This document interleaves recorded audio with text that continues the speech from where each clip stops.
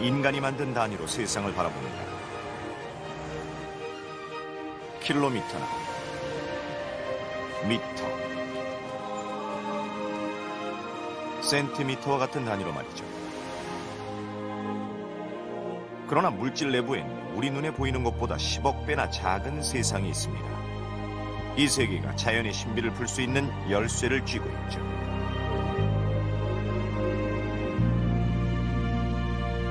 철은 왜 강할까요?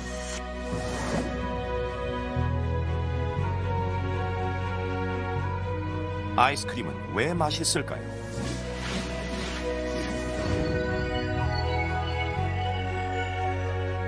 생명체는 어떻게 존재하는 걸까요?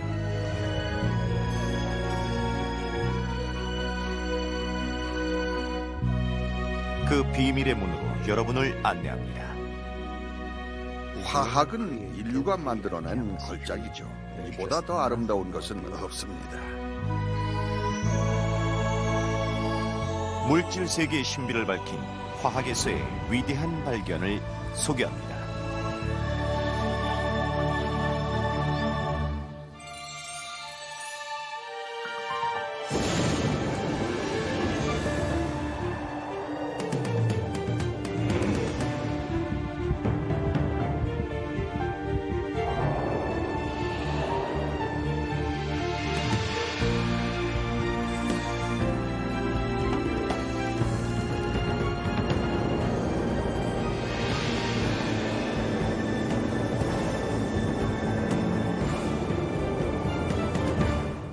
고대 그리스 철학자들은 세상이 네 원소로 이루어졌다고 믿었죠. 흙, 공기, 불, 물. 그 중에서도 공기는 유일하게 이 세상의 모든 물질에 빠지지 않고 다 들어있는 가장 기본적인 요소로 여겨졌습니다. 몇 세기 후 레오나르도 다빈치는 처음으로 공기가 하나의 원소가 아니라 서로 다른 두 개의 기체로 이루어졌을 거라고 주장했습니다. 그것을 증명해낸 것이 지금 소개할 첫 번째 위대한 발견입니다.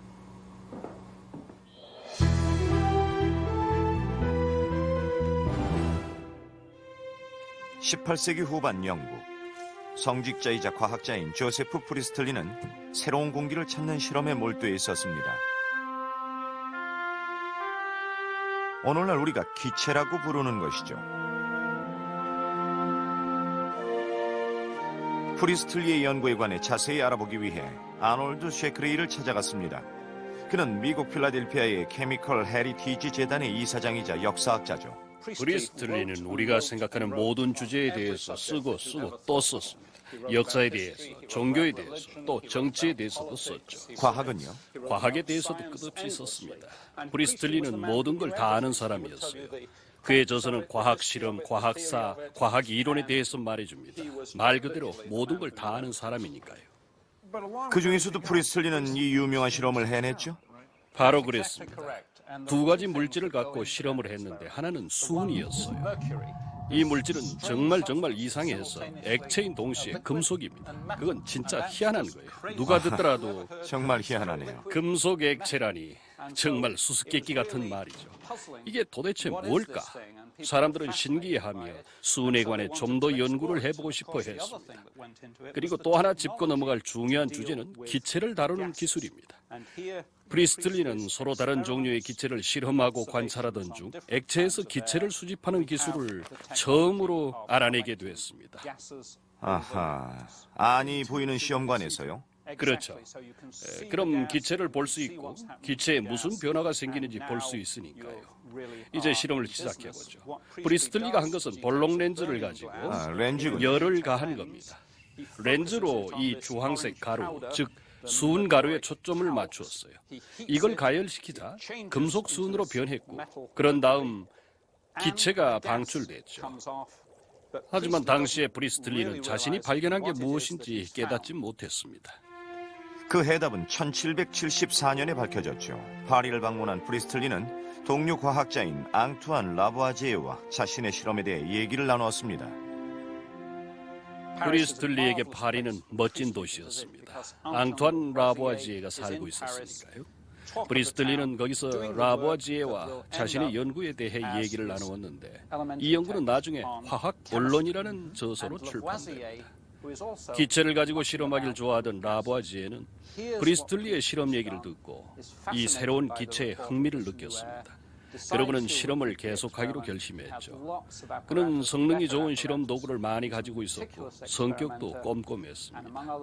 또 저울을 제대로 사용할 줄 알았죠. 무게를 측정해서 그는 무언가가 나온다는 걸 알아냈습니다. 그리고 이 물질을 산소라고 불렀죠. 그는 화학의 역사를 완전히 새로 썼습니다. 우리는 오늘날까지도 그가 만들어낸 원소의 이름을 그대로 쓰고 있습니다. 산소, 수소, 황과 같은 것들이죠. 엄밀히 말해서 브리스틀리는 산소를 발견했지만 라보아지에는 산소를 발명했습니다. 브리스틀리의 기체 실험과 산소의 발견, 그리고 라보아지에의 화학용어 정립에 힘입어 화학의 전반적인 토대가 마련되었죠. 이를 바탕으로 19세기의 학문적 성과를 쌓아가게 된 것입니다.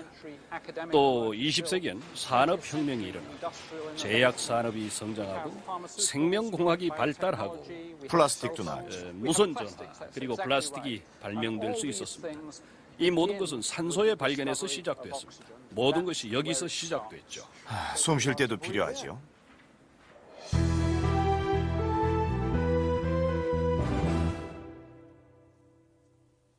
19세기 초 영국의 학교 선생님이었던 존 돌턴은 화학에 흠뻑 빠져 연구에 여념이 없었습니다. 그리고 다음에 위대한 발견을 이루어냈죠. 돌턴의 실험은 산소, 수소, 그리고 탄소와 같은 원소들이 항상 일정한 비율로 결합된다는 것을 보여줬습니다.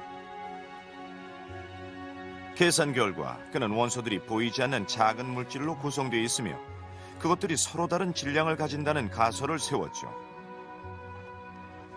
그는 이 작은 물질을 원자라고 불렀습니다.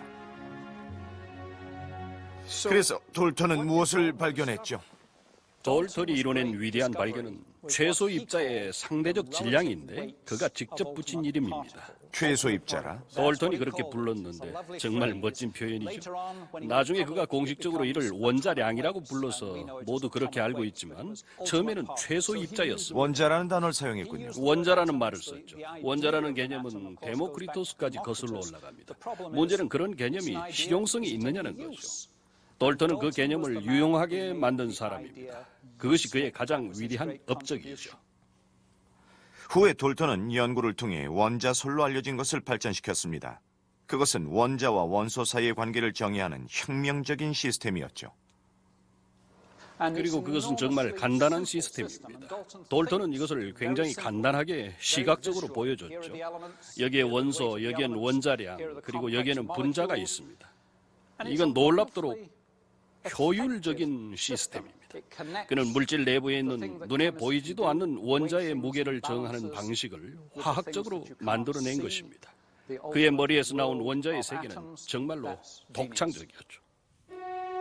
돌턴의 발견은 얼마나 중요할까요? 그의 원자설은 후대 과학자들이 원자와 분자 세계에 관한 많은 미스터리를 푸는 데 도움을 주었습니다. 다음의 위대한 발견도 그중 하나죠.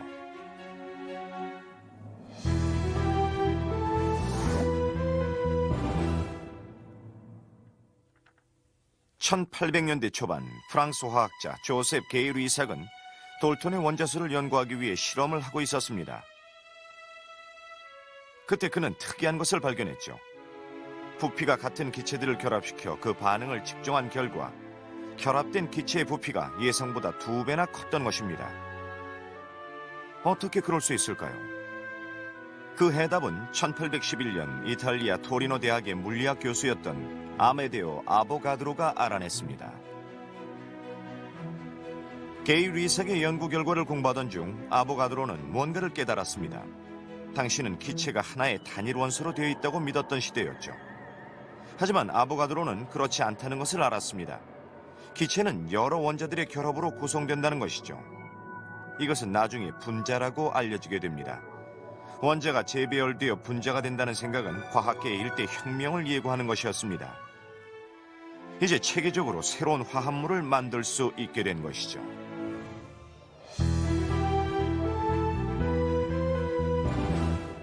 이번에 소개할 위대한 발견은 19세기에 일어났습니다. 당시에는 많은 화학자들이 유기체나 생물에서 추출한 유기물질과 무생물로부터 얻어진 무기물질은 서로 완전히 다른 별개의 것이라고 믿고 있었습니다. 하나 그 믿음은 흔들리게 되죠. 1828년 프리드리 벨러는 연구실에서 연구를 하던 중 뭔가를 발견했습니다. 벨러는 두 개의 무기화학물, 즉 시안화칼륨과 황산암모늄을 하나의 비커에 담았습니다. 그리고 나서 비커를 보니 하얀 바늘 모양의 작은 결정이 1g 정도 생성돼 있었죠. 벨러는 전에도 이와 똑같은 결정체를 본 적이 있다는 생각이 들었습니다. 하지만 이상한 점이 있었죠. 그 전에 봤던 결정은 유기물이었으니까요. 그는 소변에서 추출한 여러 물질의 화학작용을 연구하다가 그 결정체를 만들었습니다. 실수가 아닐까 확인하기 위해 벨러는 그 새로운 결정체를 분석하기 시작했죠. 실수가 아니었습니다. 이 결정체는 전에 추출했던 것과 똑같았습니다. 그는 요소를 만들어냈습니다. 이는 생물체에서 얻어지는 물질이지만 그는 무기체에서 만들어낸 거죠. 후에 그는 논문이 아닌 사적인 편지에서 이렇게 썼습니다. 나는 신장 없이 요소를 만들었다. 그 중요성을 알았던 거죠. 로얼드 호프만은 1981년 노벨 화학상을 수상했습니다. 유기체의 화학 반응을 설명하는 이론을 발전시켰죠. 그런데 인위적으로 요소를 만드는 방법을 알아냈다는 게 왜 그렇게 위대한 발견인가요? 역사적으로 어떤 발견을 필요로 하는 순간이 있잖아요. 때때로 하나의 작은 발견이 기존의 인식을 완전히 허물어버리는 경우가 있죠. 이 발견이 바로 그렇습니다.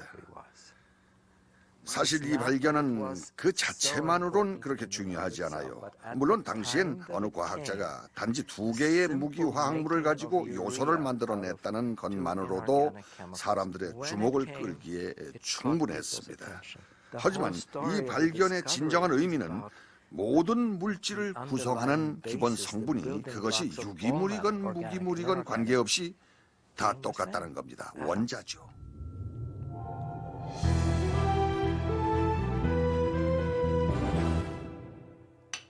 레고 장난감이 19세기 초반에도 존재했다면 화학자들은 이것을 써서 자신이 관찰한 것을 더 쉽게 설명했을 겁니다. 다음의 위대한 발견도 물론 그렇고요. 나트륨이나 염소와 같은 특정 원소의 원자는 정해진 비율에 따라 서로 결합하는 것처럼 보입니다. 이러한 원자의 결합력에서 아이디어를 얻은 독일의 화학자 아우구스트 케큘레는 다양한 분자의 화학 구조를 그림으로 나타내는 방식을 개발했습니다. 케큘레는 원자를 기호대로 표기한 후 서로가 어떻게 연결되어 있는지를 표시해 놓았습니다. 사슬의 연결고리처럼요. 공식은 간단하지만 우아했습니다. 이로 인해 오늘날 화학자들은 자신이 연구하는 분자의 화학 구조를 명확히 그려낼 수 있게 됐죠. 한 가지 문제가 있었습니다. 케큘레의 공식에 맞지 않는 유일한 화학물질이 있었는데 바로 벤젠이었죠. 벤젠을 구성하는 탄소와 수소 원자의 고리는 공식이 허용하는 것 이상의 결합력을 요구했습니다. 유기화학 교수들은 그 문제를 의아하게 생각했고 여러 가지 설명을 내놓았습니다. 그중 하나는 이겁니다. 어느 날 밤 아우구스트 케큘레가 불 옆에 앉아서 잠이 들었는데 꿈속에서 뱀이 나타났습니다. 뱀을 한번 생각해 보세요. 케큘레가 꿈에서 본 것은 뱀이 자기의 꼬리를 물고 있는 모습이었습니다. 그 모습을 상상해 보세요. 그건 하나의 고리와 같았고 그것이 바로 이 수수께끼의 해답이 된 것입니다. 벤젠 분자를 이루는 6개의 탄소 원자는 사슬로 이어지지 않고 뱀과 같은 고리 모양이었죠. 각각의 수소 원자는 번갈아 가면서 1개와 2개씩 결합되어 있습니다. 단시간 내에 케큘레의 가설은 입증되었고 화학계는 발칵 뒤집혔습니다. 화학자들은 모든 유기물질의 분자 속에 1개 이상의 탄소 원자가 들어있다는 것을 알게 됐죠. 케큘레의 발견으로 탄소가 어떻게 다른 분자와 결합해서 화학 합성물을 만드는지를 설명해줄 획기적인 공식을 얻게 된 것입니다. 현대 유기화학의 시대가 탄생한 것입니다. 그런데 무척 단순한 것 같은 뱀이 자기 꼬리를 문다는 이 꿈 얘기가 왜 위대한 발견이라고 여겨지는 걸까요?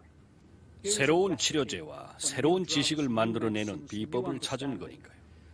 만약 돌턴의 시대로 되돌아가면 200여 개의 합성물이 있을 뿐입니다. 그것이 곧 수천 개가 되고 만 개가 되고 놀랍게도 10만 개가 됩니다. 작년 한 해 1,500만 개의 새로운 화학 합성 물질이 등록됐는데 모든 것이 이 간단한 공식에서 비롯됩니다. 이것은 천재의 작품입니다.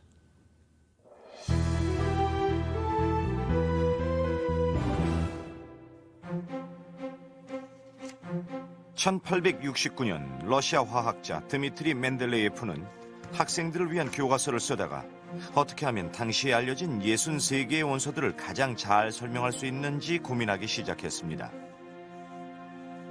자신의 생각을 공식으로 만들기 위해 그는 각 원소마다 카드를 만들고 각각의 카드에 원소의 이름과 원자량, 그리고 각각의 특징과 다른 원소와의 유사점 등을 적었습니다. 그런 다음 카드놀이 하듯 카드를 내려놓고 특정 패턴을 찾기 위해 계속해서 카드를 재배열했죠. 그때가 바로 발견의 순간이었습니다. 그의 눈앞에 놀라운 것이 펼쳐졌죠. 원소들은 7개의 수직적인 그룹으로 나뉘어졌고 각각의 주기적인 그룹은 화학적으로나 물리적으로 서로 유사한 요소들을 갖고 있습니다. 멘델레예프는 주기율표를 만들어낸 겁니다. 각 원소들의 화학적 성질을 한눈에 보여주는 표죠. 그 표는 아주 정확해서 멘델레예프는 그것을 가지고 그때까지 발견하지 못했던 3가지 원소의 존재와 성질을 미리 예측할 수 있었습니다. 붕소와 같은 것 하나, 알루미늄과 같은 것 하나, 규소와 같은 것 하나를 예측했죠. 결국 멘델레예프가 옳았습니다. 그 원소들이 발견됐습니다.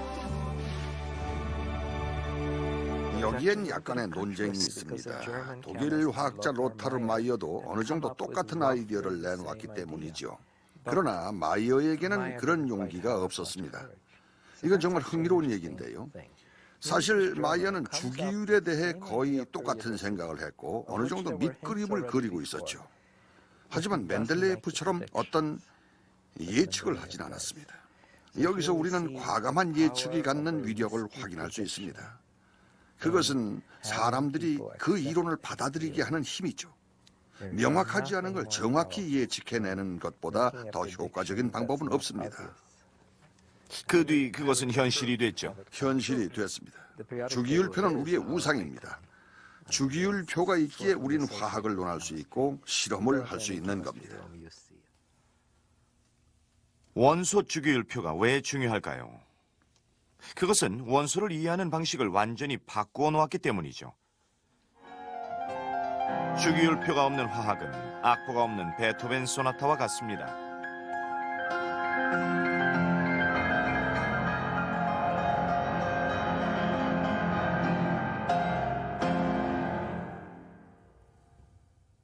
멘델레예프에게 경의를 표하며 과학자들은 그의 이름을 주기율표에 남겨놓았습니다.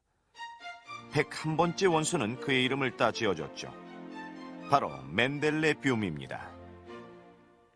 화학자들만 주기율표를 좋아하는 건 아니네요. 선생님도 하나 갖고 있다면서요. 아, 예, 저도 갖고 다닙니다. 보여주세요. 혹시 몰라서요.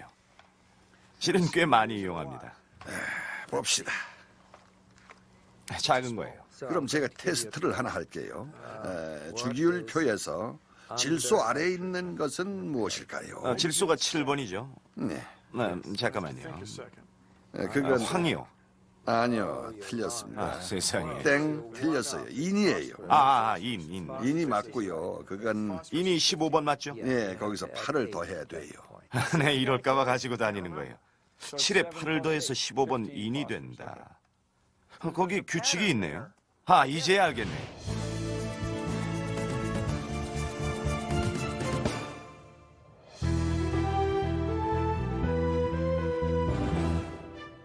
(19세기에) 들어서자 전기는 대유행이 됐습니다. 사람들은 배터리를 만들고 연결시킨 다음 그 반응을 살피느라 바빴죠.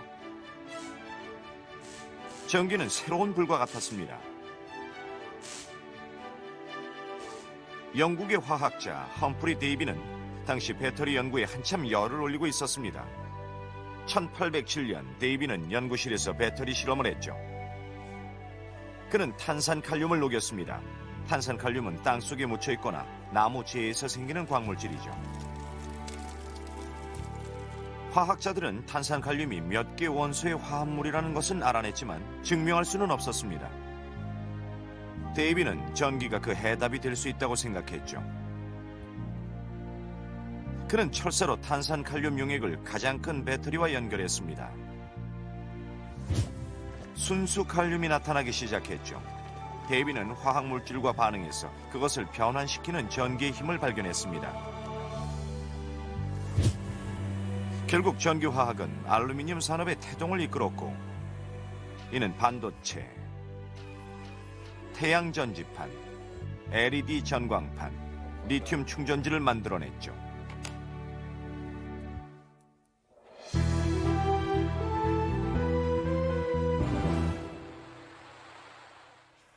(1850년대) 로베르트 본젠과 동료 연구자 고스타프 키르이호프는 연구에 몰두해 있었습니다. 물질이 연소할 때 왜 특정한 색깔의 불꽃이 나오는지를 알아보기 위해서였죠. 그들은 불꽃의 색이 그 물질에 어떤 원소가 있는지를 말해준다고 생각했습니다. 예를 들어 나트륨에 불이 붙으면 노란색이 관찰됐습니다.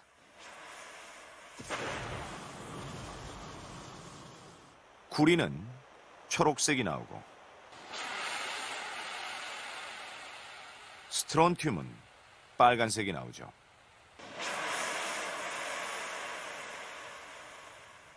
색깔이 멋진데요. 실험을 하던 중 키르이호프의 머릿속엔 프리즘을 통과한 빛이 무지개색으로 나뉘는 원리가 떠올랐습니다. 그리고 그는 동료 분젠과 함께 프리즘과 작은 망원경 세트를 이용해 최초의 분광기를 만들었죠. 그들은 이 도구를 가지고 물질의 연소 과정에서 나오는 스펙트럼을 분석하고자 했습니다. 결과는 성공이었죠. 어떤 물질을 분젠 가스 버너 불꽃에 갖다 대면 원소에서 나오는 빛이 분광기의 프리즘을 통과해서 검은색 줄이 있는 가늘고 긴 색색의 스펙트럼으로 퍼졌죠. 밝고 어두운 선들의 조합은 어떤 원소가 들어있나를 나타내는 바코드와 같았습니다. 원소에 불을 붙이면 고유의 스펙트럼이 나왔습니다. 분젠과 키르이호프는 분광기를 사용해서 두 가지 새로운 원소를 발견했는데 그것은 세슘과 루비듐이었습니다. 어느 날 그들은 자신들의 발명품을 가지고 햇빛을 테스트했습니다. 그런데 신기하게도 거기서 나온 스펙트럼 중 두 개의 선이 나트륨에서 나온 것과 똑같았습니다. 분젠과 키르이호프는 1억 5천만 킬로미터나 떨어진 태양에 나트륨이 존재한다는 것을 발견한 겁니다. 이로써 지구뿐 아니라 우주까지 화학의 연구 대상으로 자리 잡게 됐죠. 발사됐습니다. 역사적인 순간입니다. 오늘날까지 분젠과 키르이호프의 분광기는 우주 탐사에 쓰이고 있습니다. 행성의 대기를 연구하는 데 사용되고 물의 흔적과 생명의 흔적을 찾는 데도 쓰이고 있습니다.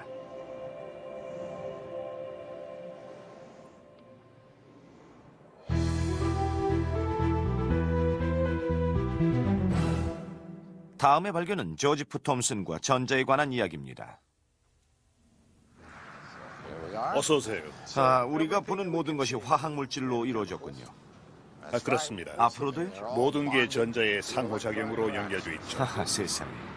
미래에는 더 자세히 알아보기 위해 하비 대학을 방문했습니다. 이 대학의 더들리 허슈바흐 교수는 1986년 노벨 화학상을 수상했습니다. 화학 반응 동력학을 연구했죠. 그렇다면 톰슨이 전자를 발견한 게 아니란 말씀인가요? 물론 그렇게 쓰이긴 하지만 유레카하고 외칠 정도는 아니었죠. 사실은 이렇습니다. 그는 실험을 했고 그 실험의 결과로 전자의 전하량과 질량의 비율을 측정할 수 있었습니다. 그런 다음에 전하량을 대강 측정한 결과 그 질량이 정말 너무너무 작다는 것을 알아냈습니다.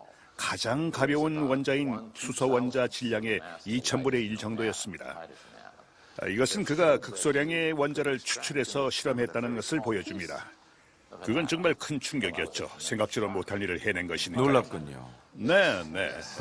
전자가 차지하는 부분은 정말 작습니다. 원자의 정말 작은 부분이죠. 발견을 이뤄낼 당시 톰슨은 영국 캠브리지 대학의 교수였습니다. 그는 실험을 할 때 크루크관이라는 도구를 사용했죠. 저도 아주 우연한 기회에 이런 작은 기구를 손에 넣을 수 있었습니다. 이건 말이죠. 톰슨이 1897년에 쓰던 것과 비슷한 것인데요. 브라운관이라고 불리는 것이죠. 이게 바로 진공유리 실린더인데 전극도 있고요. 이걸 연결해서 톰슨 실험의 하이라이트를 보여드리겠습니다. 최초의 브라운관 모형이네요. 네, 이것이 최초의 브라운관인데요. 사실상 텔레비전 수상기의 선조인 셈입니다. 마지막 걸 이렇게 연결하면 음극선, 말하자면 전자가 흐르게 되고 그럼 그중 몇 개가 여기 종이에 쌓인 인광체에 부딪히는 것을 보게 될 겁니다. 여기 이 자석을 거기에 한번 대보세요. 예. 전자가 휘어지게 할 수 있죠. 톰슨이 음극선 다발에다 자석을 갖다 대자 전류가 구부러졌습니다. 자석은 물질에만 영향을 미치기 때문에 이는 음극선에 전기를 띤 물질이 들어있다는 것을 의미합니다. 이를 발광체라 부르죠. 몇 시간 동안 관찰을 한 뒤 톰슨은 자신이 최초로 원자를 구성하는 입자를 발견했음을 깨달았습니다. 음극선은 전자의 흐름이었고 이것은 혁명적인 발견이었습니다. 몇 년 후 톰슨의 제자인 어니스트 러더포드는 원자 안에는 양전하를 띤 양성자라는 것이 있는데 그 주위를 빠르게 도는 전자의 음전하와 조화를 이루고 있다는 것을 알아냈습니다. 양성자가 모여있는 핵은 아주 작아서 원자 크기의 10만 분의 1도 안 됩니다. 원자의 질량은 양성자를 합한 질량과 거의 같은데요. 그건 전자가 매우 가볍기 때문이죠. 그 모형이 오늘날에도 유효한 거죠? 네, 원자의 기본 모형일 뿐만 아니라 원자와 관련된 모든 것을 이해하는 데 중요한 열쇠입니다. 화학과 같네요. 특히 화학과 같아요. 맞습니다.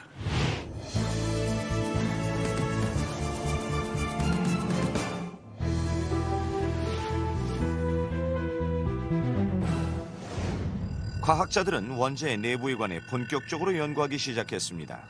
특히 원자 내부에서 벌어지는 현상들을 이해하고 싶었죠. 특정 원소의 원자가 다른 원소의 원자와 결합해서 새로운 물질이 만들어지는 메커니즘이 궁금했습니다. 1900년대 초 미국의 화학자 길버트 루이스가 개발한 원자 모형이 그 해답을 제공했습니다. 루이스는 원자 안에 있는 전자와 그 전자의 화학 원리를 설명해 주었습니다. 그건 핵과 관계가 없었죠. 원자 안의 전자는 핵 외부에서 껍질 구조를 이루고 있습니다. 루이스의 원자 모델에서 각각의 껍질은 최대한 많은 수의 전자를 갖습니다. 그의 이론은 두 개의 화학 원소가 결합해서 화합물을 만들 때는 외부 껍질로부터 전자를 주거나 받는다는 것이었습니다. 예를 들어 나트륨과 염소는 그 자체로는 위험한 물질입니다. 그러나 나트륨 원자의 바깥 껍질에서 전자를 내보내고 염소 원자의 바깥 껍질이 그 전자를 받는다면 이 교환은 두 개의 원자를 결합시켜서 염화나트륨이라는 화합물, 즉 식용소금을 만듭니다. 길버트 루이스의 이론은 획기적인 사건이었습니다. 이를 계기로 과학자들은 수백만 개의 합성물질을 만들기 시작했고 이로써 현대인의 생활도 많이 달라졌습니다.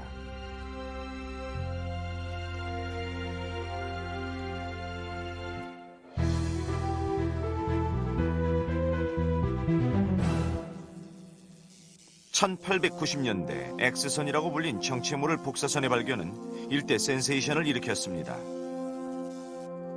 그것은 왠지 유용할 것 같은 신비의 빛이었고 과학자들은 복사선이 나오는 다른 물질이 없는지 찾아보기 시작했습니다. 그 후 수십 년 동안 많은 과학자들은 여러 현상들을 조사했고 마침내 현대 과학사에서 가장 위대한 업적 중 하나를 이뤄냈습니다.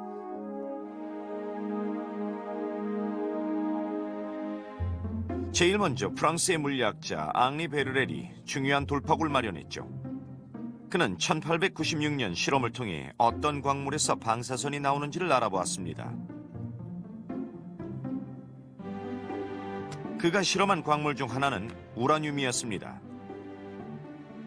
베크렐의 기법은 검은 종이로 싸서 노출이 안 된 사진 건판 위에 다양한 물체를 올려놓는 것이었습니다.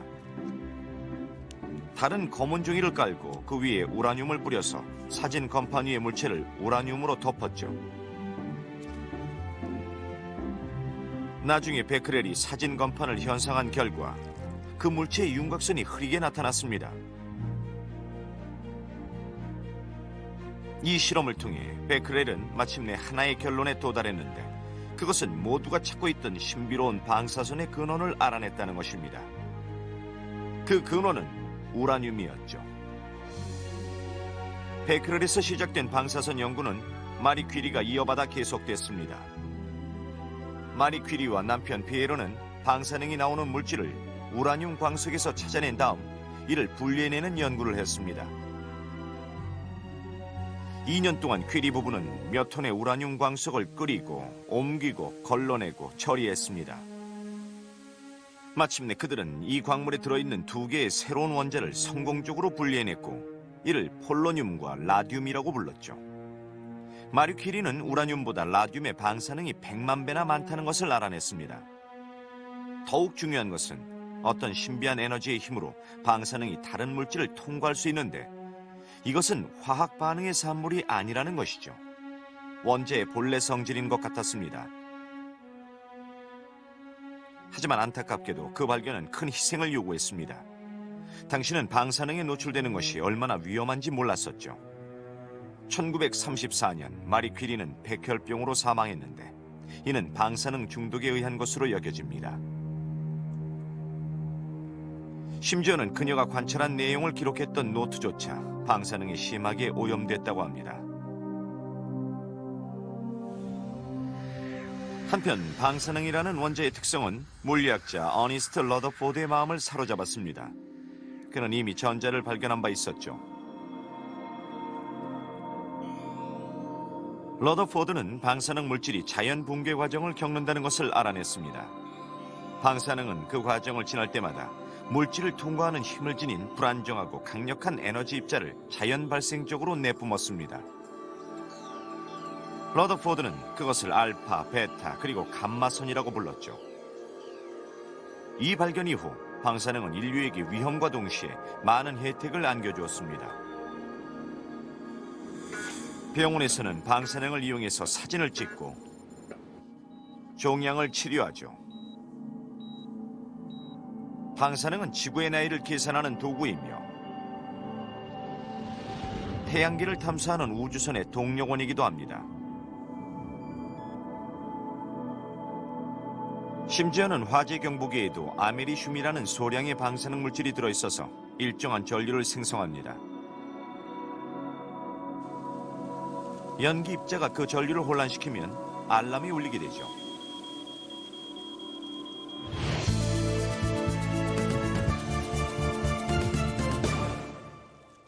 수백 년 전 연금술사들의 포부는 원대했습니다.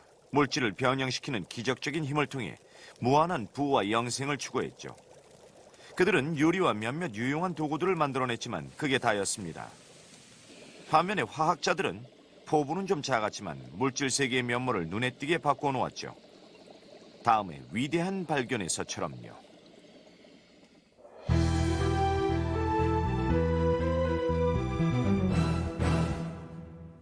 1860년대 존 하이엇은 뉴욕 알바니의 인쇄공이자 아마추어 화학자였죠.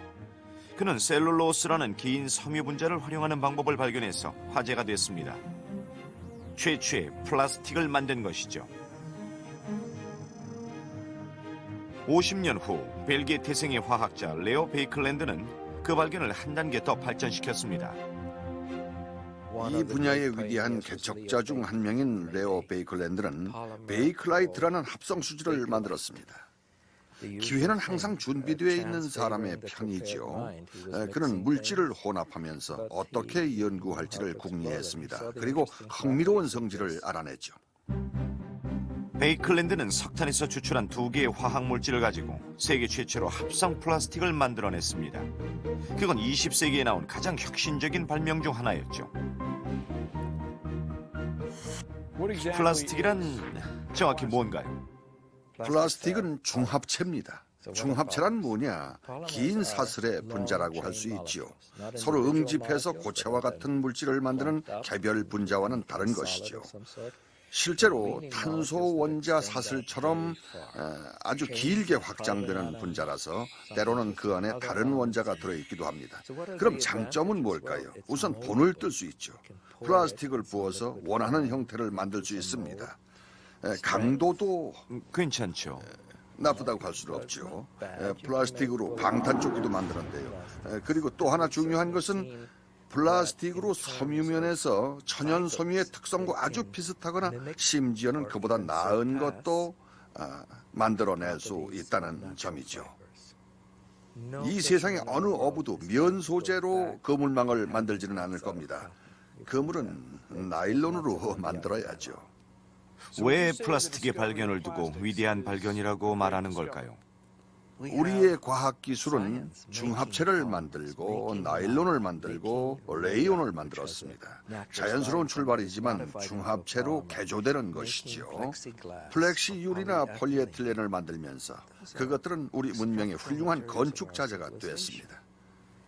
제 생각에 중합체는 우리 인류의 창의성이 만들어낸 가장 위대한 작품입니다. 이보다 더 아름다운 것은 없을 겁니다.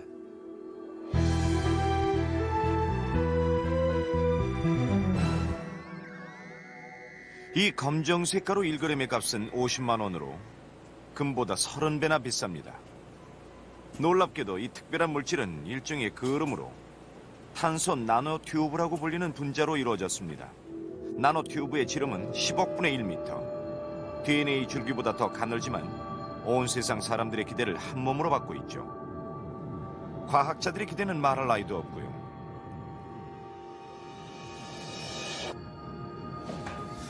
리처드 스몰리는 텍사스 휴스턴에 있는 라이스 대학의 화학 교수였습니다. 1985년 스몰리와 동료 화학자 로버트 컬, 해롤드 크로토는 우주공간의 화학적 상태를 연구하고 있었습니다. 정교한 레이저와 분광 장비를 사용해서 그들은 성간 물질의 화학적 성질을 밝혀줄 무언가를 찾고 있었습니다. 그들의 예상과는 전혀 다른 것이 발견됐지만 그 덕분에 그들은 1996년 노벨 화학상을 공동 수상하게 됐죠. 그러니까 정확히 뭘 발견하신 건가요? 1985년 한 주 동안 우리는 아주 특별한 탄소 원자 한 무리를 발견했습니다. 원자의 수는 정확히 60개였어요. 아주 신기했는데 특히 다른 무리에 비해 안정적이었습니다. 왜 그럴까 생각했죠. 스몰리, 크로토와 컬은 격자형 돔을 디자인한 건축가 버크민스터 플러의 이름을 따서 새로운 분자를 버키볼이라고 불렀습니다. 그들이 실제로 발견한 것은 완전히 새로운 부류의 탄소 분자 전체로 플러렌이라고 불렸죠. 하나의 분자는 원자들이 단순히 결합해서 생기는 게 아닙니다. 분자에는 다른 특성이 있어서 마지막 원자가 딸깍하고 맞으면서 완성이 되는 거죠. 안정적이네요. 만약 거기에 원자 하나를 더 넣으려고 하면 됐어요, 이대로 있을래요 하죠. 그것이 바로 C60이에요. 우리가 만든 장치 내에서 마찬가지 시도를 해봤지만 아니요, 60에 있을래요 하더군요. 따라서 여기 있는 이 분자는 적어도 제 생각으론 이제껏 발견된 모든 분자 중 가장 안정적이라는 결론에 도달하게 됩니다. 아주 중요한 성질이죠. 이것의 직경은 1나노미터고 10웅스트롬이며 10억분의 1미터입니다. 1991년 플러렌은 다시 한번 세상의 주목을 받습니다. 일본 애니시사 연구소의 과학자 수미오 리지마가 세장 모양의 놀라운 물질을 추가로 발견한 것입니다. 그러나 이 플러렌은 조금 달랐습니다. 그것은 탄소로만 구성된 분자들이 모여 탄소 나노튜브라고 불리는 속빈 튜브를 형성하고 있었죠. 스몰리의 발견을 기리며 버키 튜브라고도 합니다. 이게 버키볼 맞죠? 네. 그리고 버키 튜브도 있네요. 네, 이것들은 굉장히 크게 확대됐는데요. 튜브는 이 공보다 이렇게 큽니다. 그리고 이것은 플로렌입니다. 거의 똑같은 구조죠. 여기 오각형이 있고 여기에는 육각형이 있습니다. 이쪽에 오각형 6개, 저쪽에 오각형 6개, 합이 12개죠. 그리고 그 사이에 육각형이 있어요. 이것은 일종의 버킷 캡슐입니다. 그러나 이런 것이 아주 길 거라고 상상해 보세요. 사실 지금의 이 직경보다 수백만 배 더 길게 만들어졌죠. 그리고 이 물질은 놀라운 특성을 갖고 있습니다. 어떤 거죠? 한 가지로는 이 플라스틱 모형은 쉽게 찢어져서 보여드릴 수는 없지만 진짜 버킷 튜브를 손으로 잡고 잡아당기면 이것이 우주에서 가장 튼튼한 물체라는 것을 알게 됩니다. 강철보다 튼튼한 강철보다 튼튼해요. 다이아몬드보다 더 단단합니다. 이걸 성인 남자가 잡아당기면 부서질 때까지 쭉 누려보세요. 그러면 이것의 장력이 강철보다 100배나 더 강하다는 것을 알게 됩니다. 우리가 세상에서 만들어낼 수 있는 가장 강한 섬이죠. 앞으로 100만 년이 더 지난다 해도 이 사실은 변하지 않을 겁니다. 세상에서 가장 강한 물질을 찾는다면 그 답은 바로 탄소죠. 탄소는 그렇게 강해요.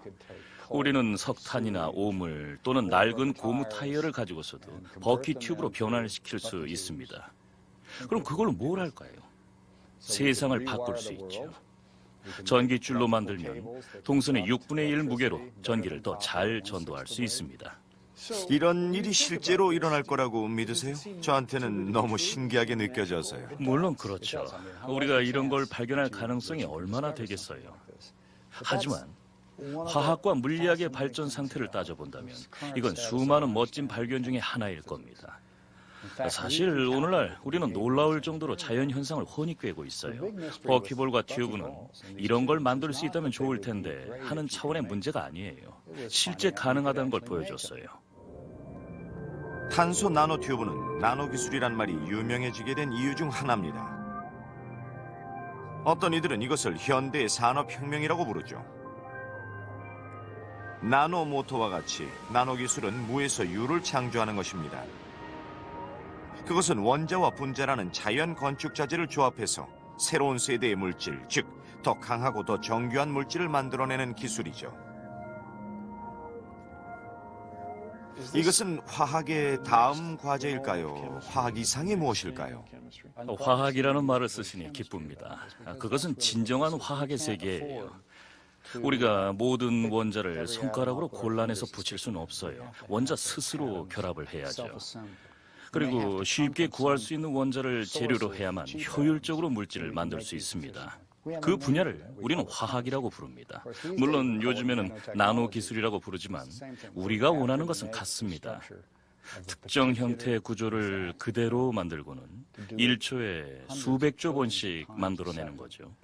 환경 제약에 구애받지 않고 우리는 저렴한 비용으로 기술적으로 과거엔 불가능했던 물질들을 만들 수 있게 됐습니다. 우리가 정말 잘하면 최고의 기술, 즉 자연이 생물 세포의 분자를 이루는 방식으로 어디서나 물질을 만들 수 있을 겁니다.